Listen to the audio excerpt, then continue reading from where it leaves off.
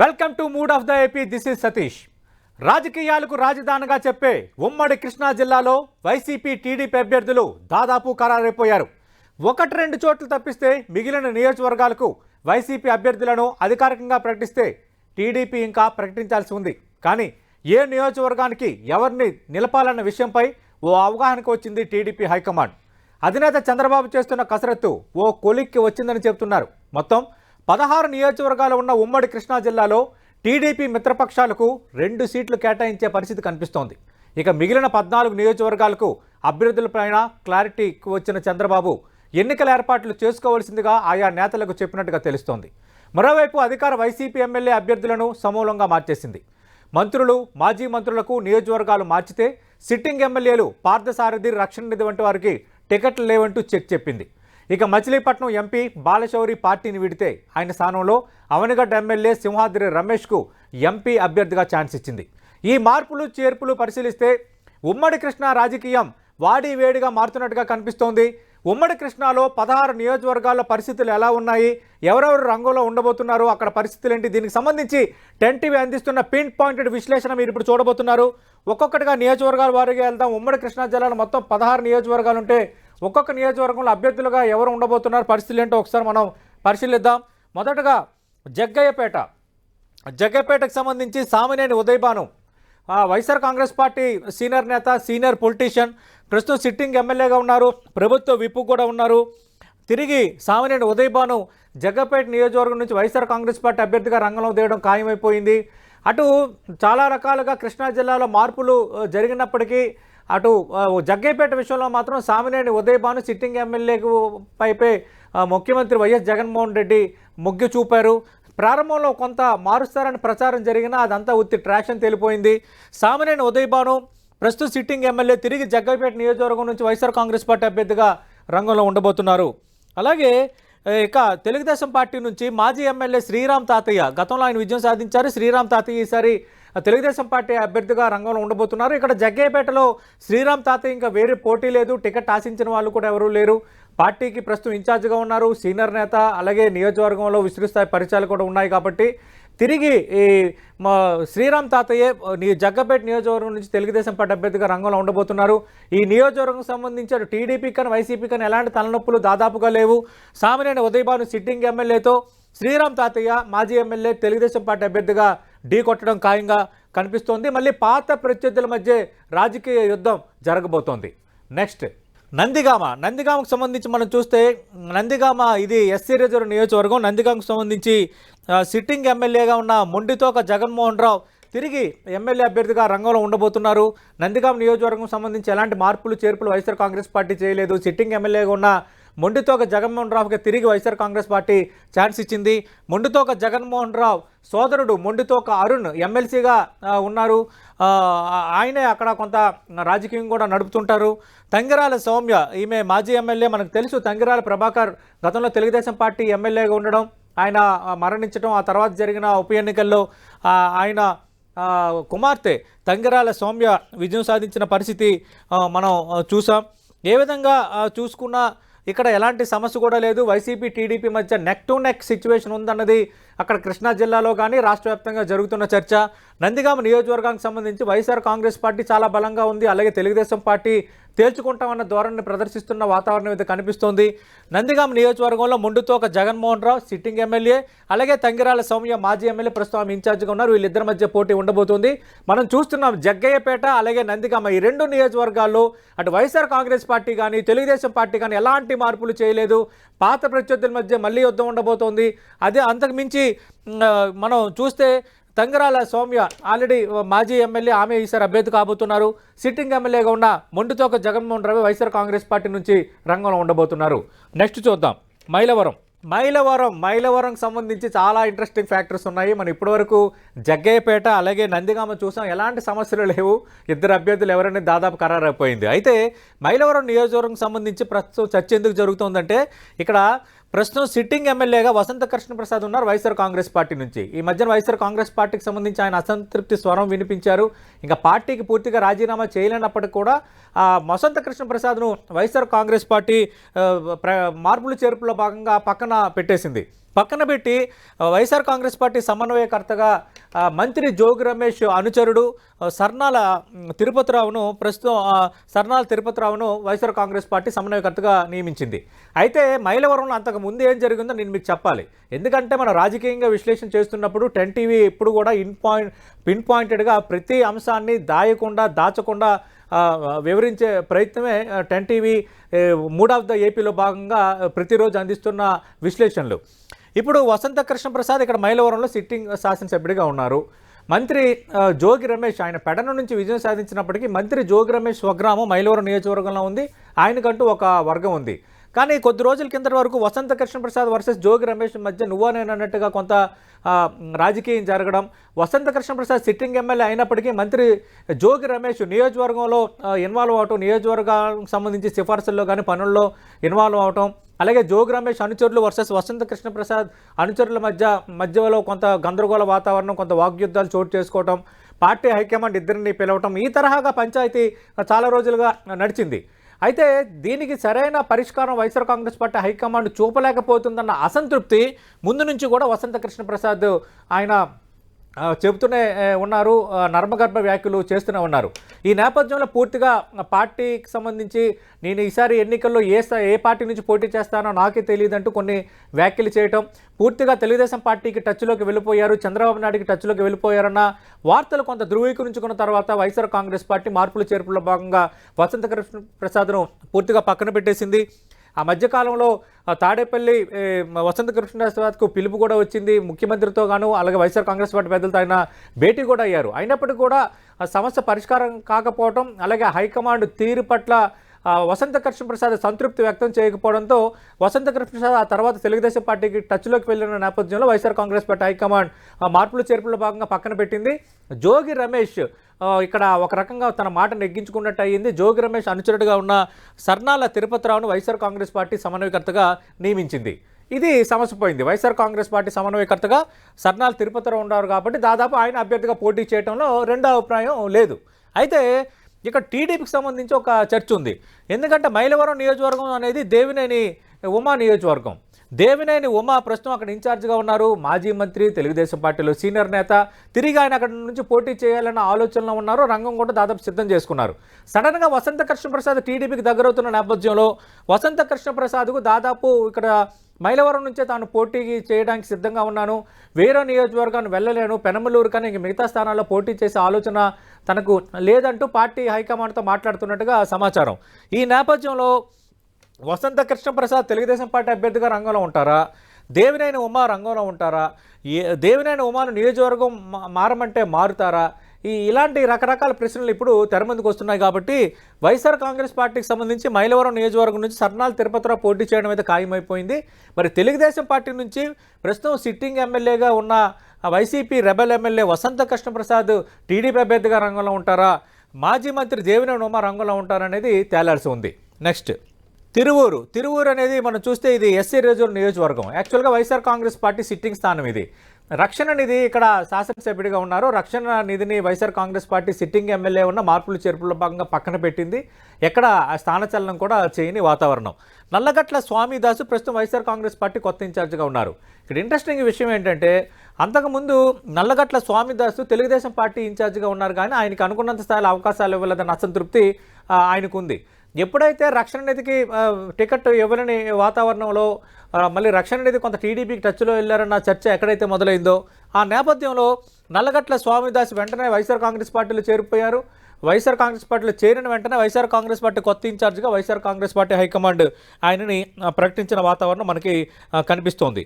అలాగే ఇక్కడ దేవదత్తు అనే ఇన్ఛార్జ్ ఉన్న తెలుగుదేశం పార్టీకి సంబంధించి దేవదత్తు ఇన్ఛార్జిగా ఉన్న నేపథ్యంలో మళ్ళీ ఇక్కడ ఏం జరగబోతోంది అన్న ఒక చర్చ కూడా ప్రధానంగా కనిపిస్తోంది. అయితే కొలికిపూడి శ్రీనివాసరావు ఈయన యాక్చువల్గా అమరావతి ఉద్యమ నేత. మీరు చాలా ఛానల్స్ డిబేట్స్లో కూడా చూస్తుంటారు.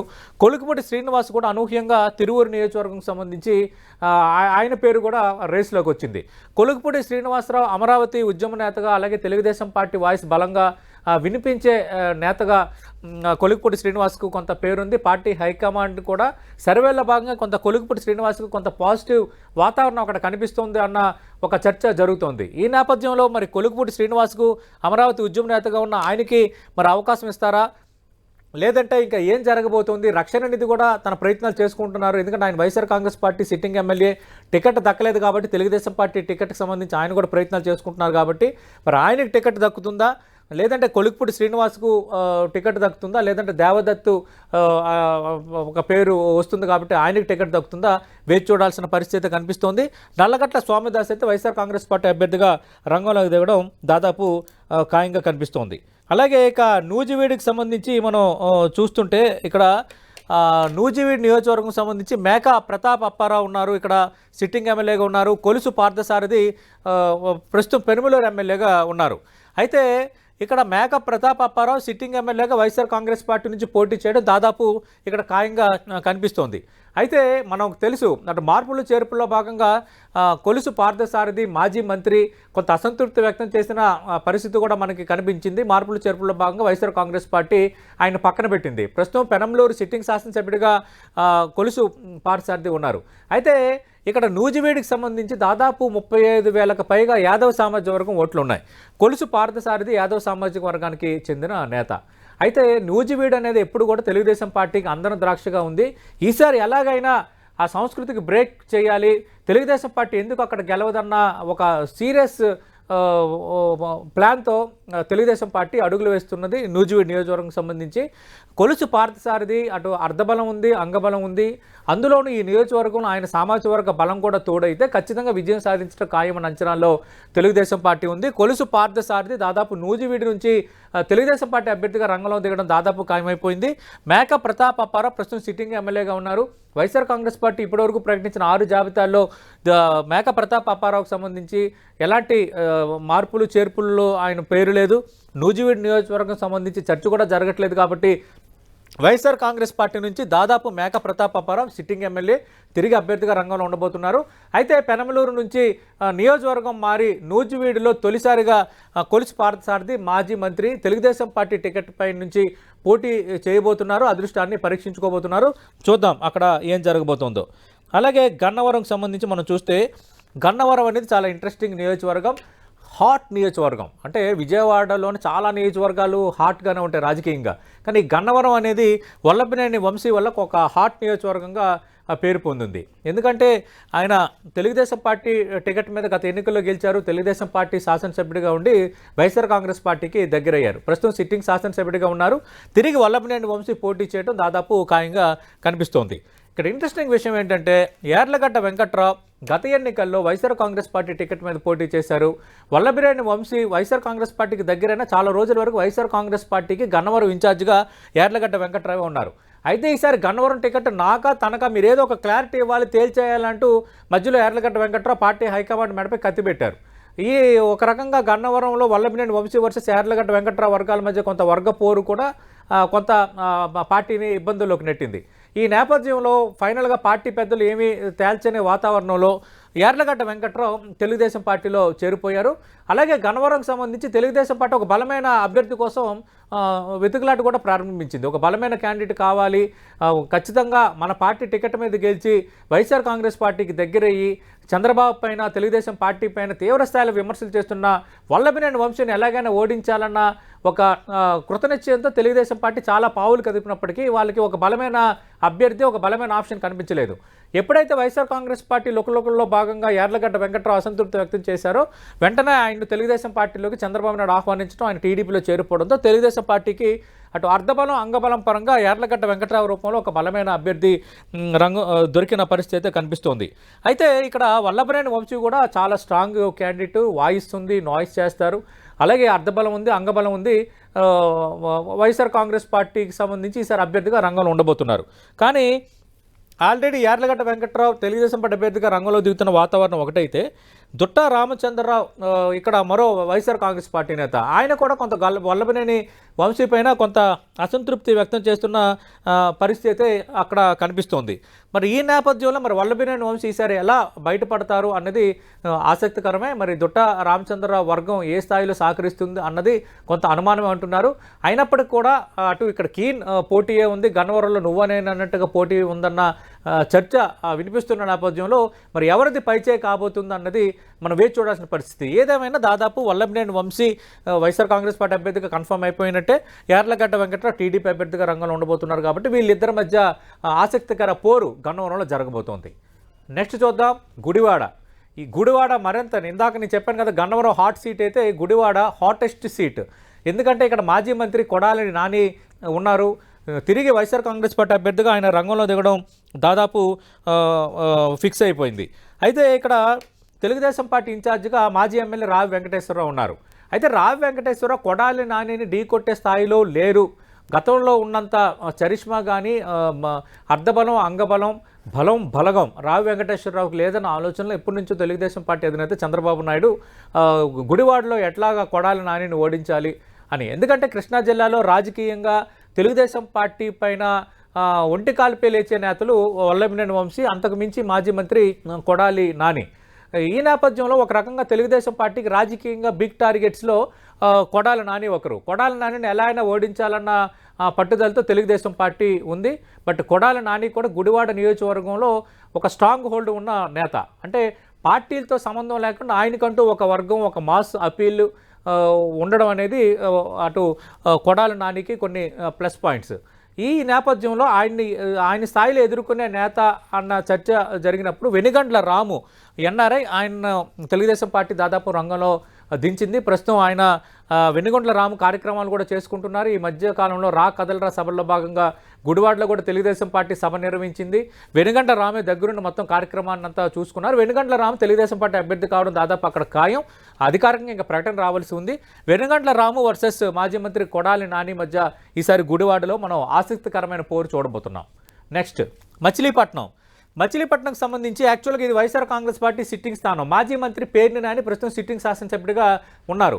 అయితే ఈసారి నేను పోటీ చేయను అన్న ధోరణి ఆయన ప్రదర్శించిన నేపథ్యంలో ఆయన తనయుడు పేర్ని కృష్ణమూర్తి అలియాస్ పేర్ని కిట్టు ఈసారి వైఎస్ఆర్ కాంగ్రెస్ పార్టీ సమన్వయకర్తగా మార్పులు చేర్పులో భాగంగా నియమించింది. ఈసారి పేర్ని కృష్ణమూర్తి అలియాస్ పేర్ని కిట్టు రంగంలో దిగబోతున్నారు. పేర్ని కృష్ణమూర్తి అంటే పేర్ని నాని ఎవరైతే మంత్రిగా ఉన్నారో, యాక్చువల్గా పేర్ని నాని అసలు పేరు పేర్ని వెంకటరామయ్య అలియాస్ నాని. పేర్ని నాని తండ్రి పేర్ని కృష్ణమూర్తి, తండ్రి పేరునే కొడుకుకి పేర్ని నాని పెట్టారు. అందరూ ఆయన్ని కిట్టు అని పిలుచుకుంటారు. పేర్ని కృష్ణమూర్తి అలియాస్ కిట్టు అని పిలుచుకుంటారు. ఆయన ఈసారి వైఎస్ఆర్ కాంగ్రెస్ పార్టీ అభ్యర్థిగా రంగంలో దిగబోతున్నారు. అందుకు ఒక రకంగా మాజీ మంత్రి పేర్ని నాని వారసుడికి వైఎస్ఆర్ కాంగ్రెస్ పార్టీ ఛాన్స్ ఇచ్చింది కాబట్టి మరి ఆ ఛాన్స్ ఇవ్వడం ఎంతవరకు ఫలిస్తుంది, మచిలీపట్నంలో తిరిగి వైఎస్ఆర్ కాంగ్రెస్ పార్టీ గెలుస్తుందా లేదా తెలియాలంటే మనం వేచి చూడాల్సిన పరిస్థితి. ఎందుకు ఈ మాట చెప్తున్నానంటే అటువైపు చాలా బలమైన ప్రత్యర్థి ఉన్నారు. బీసీ సామాజిక వర్గానికి చెందిన నేత కొల్లు రవీంద్ర, మాజీ మంత్రి, కొంత గెలిచిన ఫస్ట్ టైమే ఆయన క్యాబినెట్లో మంత్రిగా అవకాశం దక్కించుకున్న నేత కొల్లు రవీంద్ర. ఆయన సామాజిక వర్గానికి సంబంధించి కొంత బలమైన ఓట్ బ్యాంక్ కూడా మచిలీపట్నంలో ఉంది. అలాగే పేర్ని నాని సంబంధించి కాపు సామాజిక వర్గం కూడా బలీయమైన ఓట్ బ్యాంక్గానే మచిలీపట్నంలో ఉన్న వాతావరణం. ఏదేమైనా ఈసారి కొల్లు రవీంద్ర లాంటి ఒక రకంగా రాజకీయాల పరంగా చూసుకుంటే పేర్ని కృష్ణమూర్తి అనే అభ్యర్థిగా వైఎస్ఆర్ కాంగ్రెస్ పార్టీ అభ్యర్థి కొంత రాజకీయాలకు కొత్తనే మనం చెప్పాలి. అభ్యర్థిగా రంగంలో దిగడం ఇదే తొలిసారు కాబట్టి. బట్ కొల్లు రవీంద్ర ఒక రకంగా సీనియర్గానే మనం పరిగణించాలి. కొల్లు రవీంద్ర వర్సెస్ పేర్ని కృష్ణమూర్తి అలియాస్ కిట్టు మధ్య ఈసారి మచిలీపట్నంలో హోరాహోరీ పోరు ఉండబోతుంది. చూద్దాం ఏం జరగబోతుందో. ఎందుకంటే ప్రారంభంలో కొల్లు రవీంద్ర వర్సెస్ వైఎస్ఆర్ కాంగ్రెస్ పార్టీ అన్నట్టుగా కొంత వాతావరణం వేడెక్కింది. కొల్లు రవీంద్రపై కొన్ని కేసులు పెట్టడం, రాజకీయ కక్ష సాధింపుకు పాల్పడుతున్నారంటూ కొల్లు రవీంద్ర మాట్లాడడం, ఇలాంటి పరిణామాలు కూడా కొంత మచిలీపట్నంలో చోటు చేసుకున్నాయి. మరి వీటన్నిటి నేపథ్యంలో ఈసారి పోరైతే నువ్వనేనన్నట్టుగా ఉండబోతుంది. ఎలాగైనా తన వారసుని గెలిపించుకోవాలి, తనకు పట్టున్న కేంద్రం మచిలీపట్నంలో తనకు తిరుగులేదని నిరూపించాలని పేర్ని నాని కూడా అంతే కసిగా ఉన్నారు. ఈసారి పేర్ని నాని కుటుంబాన్ని ఓడించి తిరిగి తెలుగుదేశం పార్టీ జెండా రెపరెపలాడేలా చేయాలని కొల్లు రవీంద్ర కూడా అంతా పట్టుదలకు ఉన్నారు. అంటే ఒక రకంగా బస్తీనే సవాల్ అన్నట్టుగా ఇద్దరు నేతలు ఉన్న వాతావరణంలో చూద్దాం మచిలీపట్నంలో ఏం జరగబోతుందో. నెక్స్ట్ అవనిగడ్డకు సంబంధించి కూడా కొన్ని ఆసక్తికరమైన పరిణామాలు చోటు చేసుకున్నాయి. అవనిగడ్డకు సంబంధించి ప్రస్తుతం ఇక్కడ Simhadri Ramesh YSR Congress party sitting MLA ఉన్నారు.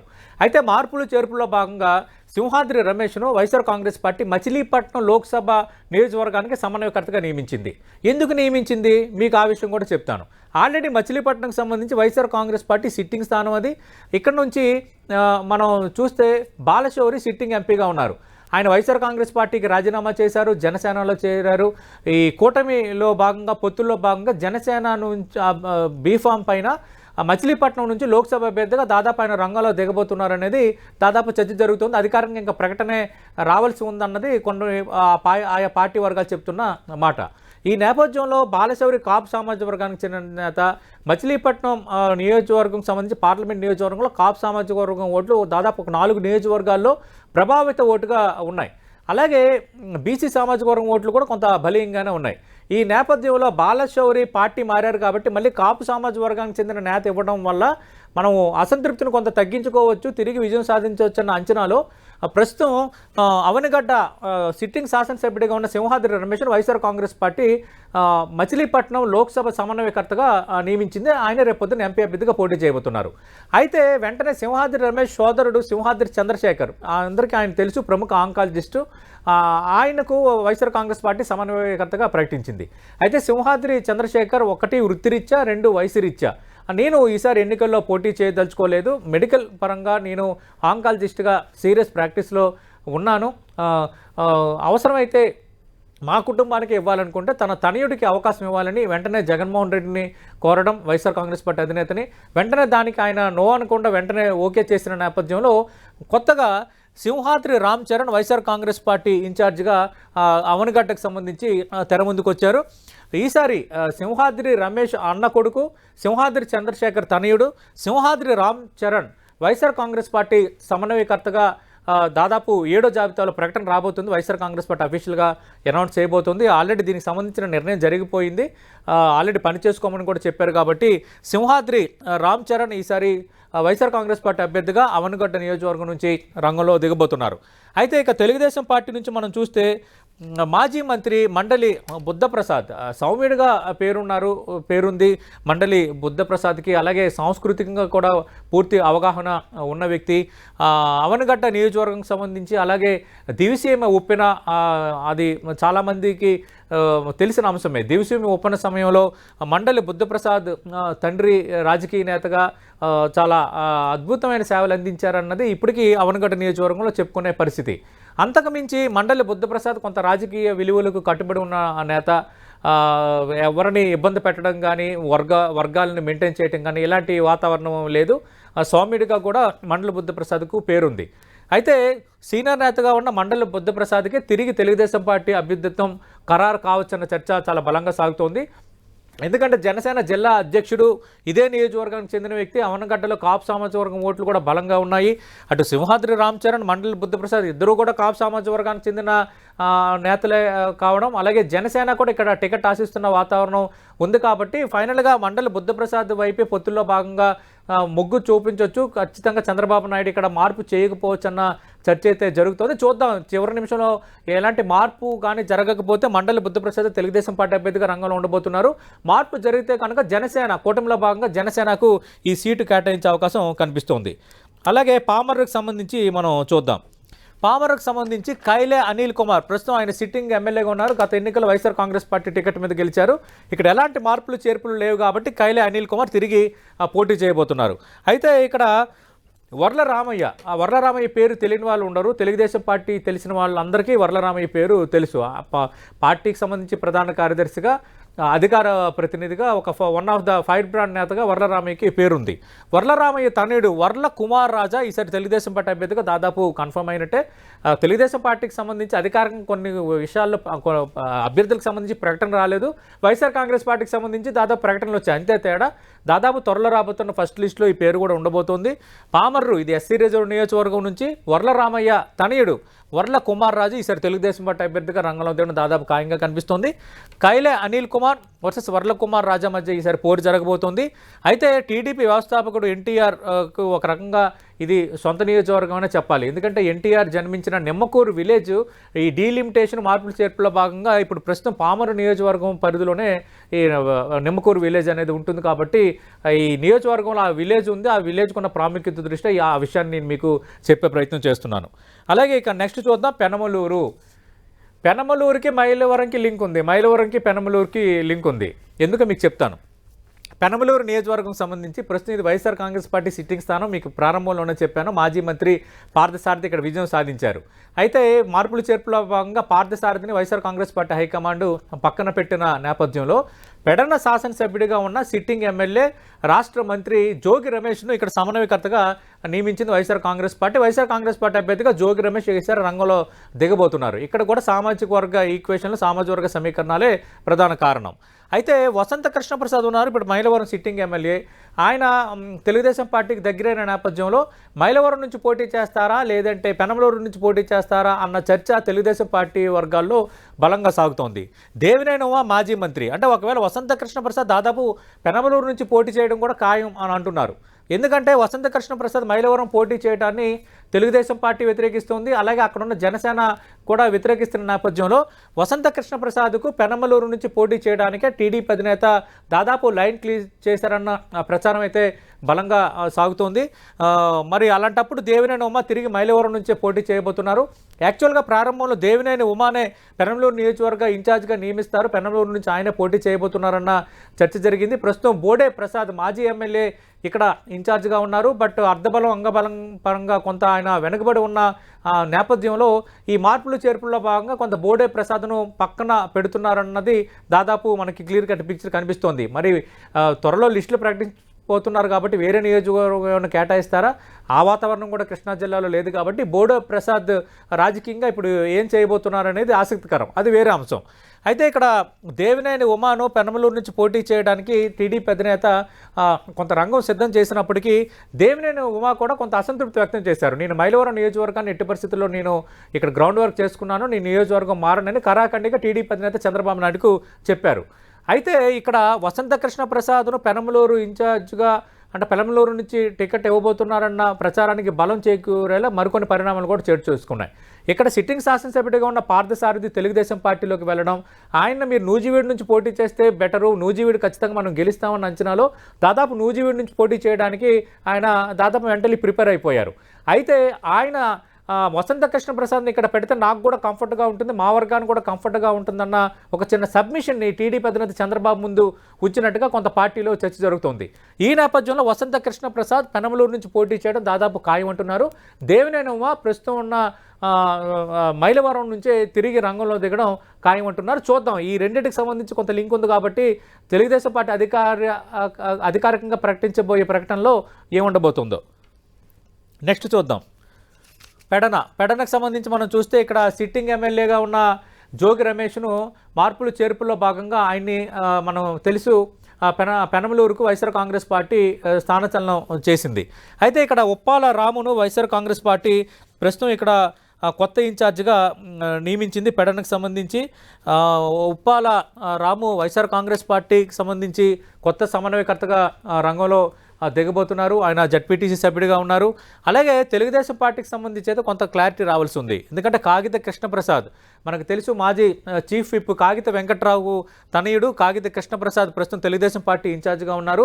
మొన్నటి వరకు ఆయనదే టికెట్ అన్న చర్చ జరిగింది. అయితే తెలుగుదేశం పార్టీ రాష్ట్ర ఉపాధ్యక్షుడిగా ఉన్న కాపు సమాజ వర్గానికి చెందిన బోరగడ్డ వేదవ్యాస్, ఈయన మాజీ డిప్యూటీ స్పీకర్, రాజశేఖర రెడ్డి ముఖ్యమంత్రిగా ఉన్నప్పుడు డిప్యూటీ స్పీకర్గా పనిచేసి 2009 ఎన్నికలకు ముందు ప్రజారాజ్యంలో చేరారు. తర్వాత పోటీ చేసి ఓడిపోయారు, అది వేరే సంగతి. బోరగడ్డ వేదవ్యాస్ పేరు కూడా ఇక్కడ బలంగా వినిపిస్తోంది. ఎందుకంటే ఇక్కడ జనసేన నుంచి కూడా కొంత ఒత్తిడి ఉందంటున్నారు. బోరగడ్డ వేదవ్యాస్కు ఖచ్చితంగా టికెట్ ఇవ్వాల్సిందే, అకామిడేట్ చేయాల్సిందే అని. దాదాపు బోరగడ్డ వేదవ్యాస్ విషయంలో రెండో అభిప్రాయం లేదంటున్నారు. అయితే ఇన్ఛార్జిగా ఉన్న కాగిత కృష్ణప్రసాద్ కూడా టికెట్ ఆశిస్తున్నారు. కాబట్టి వీళ్ళిద్దరి మధ్య ఎలాంటి సయోధ్య కుదర్చబోతున్నారు, వీళ్ళిద్దరిలో ఎవరు అభ్యర్థి కాబోతున్నారనే తెలియాలంటే మనం కొద్ది రోజులు వేచి చూడాల్సిన పరిస్థితి కనిపిస్తోంది. నెక్స్ట్ విజయవాడ ఈస్ట్ నియోజకవర్గంకి సంబంధించి కొంత హోరాహోరీ పోరు అయితే జరగబోతుంది. తెలుగుదేశం పార్టీ అభ్యర్థి విషయం సంబంధించి ఎలాంటి మార్పు లేదు. ఎందుకంటే తెలుగుదేశం పార్టీ గత ఎన్నికల్లో గెలిచిన 23 సిట్టింగ్ స్థానాల్లో ఇది ఒకటి. గద్దె రామ్మోహన్ ప్రస్తుతం సిట్టింగ్ ఎమ్మెల్యేగా ఉన్నారు. సౌమ్యుడిగా పేరు పొందారు. కొంత మాట్లాడే తీరు, రిసీవ్ చేసుకునే తీరు, నియోజకవర్గంలో ప్రజలతో సత్సంబంధాలు, ఈ విధంగా చూసుకున్నా అంటే తెలుగుదేశం పార్టీ అనే కంటే సొంతంగానే గద్దె రామ్మోహన్ ఒక ఇమేజ్ని అక్కడ క్రియేట్ చేసుకున్న వాతావరణం. ఇప్పుడు ఆయన్ని మార్చే వాతావరణం కూడా లేదు. గద్దె రామ్మోహన్ దాదాపు ఇక్కడ సిట్టింగ్ ఎమ్మెల్యే తిరిగి తెలుగుదేశం పార్టీ అభ్యర్థిగా రంగంలో దిగబోతున్నారు. అయితే దేవినేని అవినాష్ గత ఎన్నికల్లో గుడివాడ నుంచి తెలుగుదేశం పార్టీ అభ్యర్థిగా ఆయన పోటీ చేశారు. దేవినేని అవినాష్ తర్వాత వైఎస్ఆర్ కాంగ్రెస్ పార్టీలో చేరారు. ప్రస్తుతం ఇక్కడ వైఎస్ఆర్ కాంగ్రెస్ పార్టీ ఇన్ఛార్జ్గా ఉన్నారు. ఇక్కడ ఎలాంటి మార్పులు చేర్పులు ఉండకపోవచ్చు. దేవినేని అవినాష్ తిరిగి రంగంలో ఉండబోతున్నారు. ఈసారి దేవినేని అవినాష్ వర్సెస్ గద్దె రామ్మోహన్ మధ్య విజయవాడ ఈస్ట్లో పోరు కనిపించబోతోంది. నెక్స్ట్ విజయవాడ సెంట్రల్కి సంబంధించి చాలా ఇంట్రెస్టింగ్ ఫ్యాక్టర్స్ ఉన్నాయి మనం వినడానికి, చూడటానికి. వెల్లంపల్లి శ్రీనివాస్ మాజీ మంత్రి ప్రస్తుతం వైఎస్ఆర్ కాంగ్రెస్ పార్టీ సమన్వయకర్తగా నియమించారు. యాక్చువల్గా విజయవాడ సెంట్రల్ అనేది వైఎస్ఆర్ కాంగ్రెస్ పార్టీకి సంబంధించిన సిట్టింగ్ స్థానం. గత ఎన్నికల్లో మల్లాది విష్ణు విజయం సాధించారు. అయితే మల్లాది విష్ణును వైఎస్ఆర్ కాంగ్రెస్ పార్టీ మార్పులు చేర్పుల్లో భాగంగా పక్కన పెట్టేసింది పూర్తిగా. స్థానచలనం కూడా చేయని వాతావరణం. అయితే భవిష్యత్తులో తిరిగి అధికారంలోకి వస్తాం, ఎమ్మెల్సీ ఇస్తామని హామీ ఇచ్చారన్నది పార్టీ వర్గాల్లో జరుగుతున్న ఒక ప్రచారం. అయితే వెల్లంపల్లి శ్రీనివాస్కి సంబంధించి కూడా మనం చూస్తే వెల్లంపల్లి శ్రీనివాస్ కూడా గత ఎన్నికలు విజయవాడ వెస్ట్ నుంచి విజయం సాధించారు. అక్కడి నుంచి ఆయన శాసనసభ్యుడిగా ఉన్నారు. ఆయనకు కూడా మార్పులు చర్యల్లో భాగంగా స్థానచలనం కల్పించి విజయవాడ సెంట్రల్కు తీసుకొచ్చారు. విజయవాడ సెంట్రల్ నుంచి వెల్లంపల్లి శ్రీనివాస్ మాజీ మంత్రి ఈసారి రంగంలో ఉండబోతున్నారు. అయితే గత ఎన్నికల్లో విజయవాడ సెంట్రల్ నుంచి స్వల్ప తేడాతో ఓడిపోయిన తెలుగుదేశం పార్టీ అభ్యర్థి ప్రస్తుతం ఇన్ఛార్జిగా ఉన్న బోండా ఉమా తిరిగి తెలుగుదేశం పార్టీ అభ్యర్థిగా రంగంలో దిగడం దాదాపు ఖాయమైపోయింది. మధ్యలో వంగవీటి రాధా కుటుంబ సభ్యులు రంగంలో దిగుతారని ప్రచారం జరిగినప్పటికీ దానికి సంబంధించి కూడా దాదాపు క్లారిటీ వచ్చారంటున్నారు. ఇప్పటికే బోండా ఉమా విస్తృతంగా నియోజకవర్గంలో పర్యటిస్తున్నారు. పార్టీ కార్యక్రమాల్లో భాగంగా అటు ఎన్నికలకు సంబంధించి తన వరకు తాను చేసుకుంటున్న పరిస్థితి ఉంది. అలాగే వెల్లంపల్లి శ్రీనివాస్ కూడా ఆల్రెడీ గట్టిగానే తిరుగుతున్నారు. ఈసారి వెల్లంపల్లి శ్రీనివాస్ వర్సెస్ బోండా ఉమా మధ్య విజయవాడ సెంట్రల్ నియోజకవర్గంలో హోరాహోరీ పోరైతే జరగబోతోంది. ఇక మరో నియోజకవర్గం విజయవాడ సిటీకి సంబంధించి విజయవాడ వెస్ట్. ఇక్కడ ఎలాంటి పరిణామాలు ఉన్నాయో ఒకసారి చూద్దాం. విజయవాడ వెస్ట్కి సంబంధించి వైఎస్ఆర్ కాంగ్రెస్ పార్టీ ఆల్రెడీ ఇక్కడ నేను ఇందాక చెప్పాను వెల్లంపల్లి శ్రీనివాస్ గత ఎన్నికల్లో విజయం సాధించారు. ఇక్కడ సిట్టింగ్ ఎమ్మెల్యేగా ఉన్నారు. స్థానచలనంలో భాగంగా ఆయన విజయవాడ సెంట్రల్కు వైఎస్ఆర్ కాంగ్రెస్ పార్టీ సమన్వయకర్తగా నియమించింది. అయితే ఎస్కే ఆసిఫ్ అనే మైనార్టీ నేతను వైఎస్ఆర్ కాంగ్రెస్ పార్టీ కొత్త సమన్వయకర్తగా ఇక్కడ నియమించింది. ఆయనే ఈసారి ఎమ్మెల్యే అభ్యర్థిగా రంగంలో దిగబోతున్నారు. అయితే ఈ విజయవాడ వెస్ట్కి సంబంధించి కొంత పొత్తుల్లో భాగంగా ఏం జరుగుతుంది అన్న ఒక అంచనా, ఒక ఆందోళన అటు జనసేనలో ఉంది, ఇటు తెలుగుదేశం పార్టీలో ఉంది. ఎందుకు ఈ మాట చెప్తున్నానంటే చాలా రోజుల నుంచి పోతిన మహేష్ జనసేన నేత నగర అధ్యక్షుడిగా ఉన్నారు. పోతిన మహేష్ ఇక్కడ జనసేన తరఫున చాలా కార్యక్రమాలు చేశారు. అలాగే అటు చాలా ఆందోళనలు చేశారు. పార్టీని కొంత లైమ్లైట్లో ఉంచిన వాతావరణం.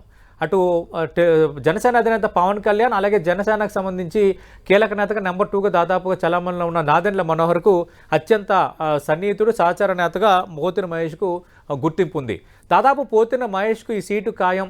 పొత్తుల్లో భాగంగా విజయవాడ వెస్ట్ ఖచ్చితంగా మాకు ఇవ్వాల్సిందే అన్న వాతావరణం జనసేనలో ఉందంటున్నారు. జనసేన అడుగుతున్న స్థానాలు అలాగే జనసేన కేటాయిస్తారంటూ కొంత ఏదైతే ఒక నెంబర్ చర్చలో ఉందో ఆ నెంబర్కి సంబంధించి అడుగుతున్న స్థానాల్లో విజయవాడ వెస్ట్ నియోజకవర్గం కూడా ఉంది. కాబట్టి మరి పోతిన మహేష్కి ఇస్తారా ఇవ్వరా అనేది మనం వేచి చూడాలి.